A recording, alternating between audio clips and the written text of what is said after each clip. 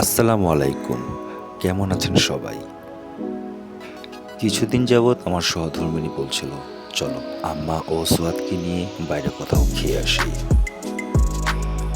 প্রথমেই রাজি হওয়ার পর পরক্ষণে চিন্তা করলাম, আমি থাকতে বাইরে আবার যাব কেন? অবশ্য কখনো ফ্রাইড রাইস ট্রাই করিনি, এবার প্রথম করব। শুধু কি ফ্রাইড রাইস রান্না করলেই হবে? সাথে যদি দুই একটা আইটেম নাই হয় তাহলে কি আর চলে? তাই চিন্তা করলাম চিকেন ফ্রাই, ভেজিটেবল ও একটু প্রন কারি রান্না করি।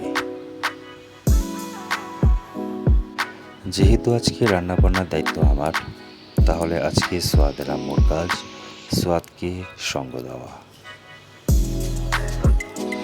সোয়াদকে সঙ্গ দেওয়ার পাশাপাশি আমার টুকিটাকি কাজে হেল্প করলো ও আমার কাজে সহযোগিতাও করলো। তবে বেচারিকে আজকে তো কষ্ট দিইনি, আজকে আমি নিজে হাতে রান্না করে খাবো বলে।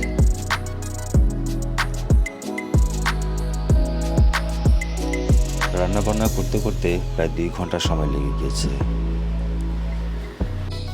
অবশ্য অনেক দিন পর এসব রান্নাবান্নায় হাত দিলাম।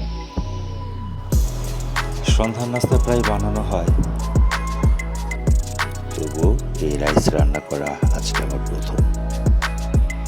অবশেষে আমাদের রান্নাবান্না শেষ হলো ও আমরা পরিবেশন করে তৈরি হলো আমরা খাওয়া দাওয়ার জন্য। খাওয়া দাওয়ার আগে আজকে এখান থেকে বিদায় নিলাম। আরেকদিন দেখা হবে।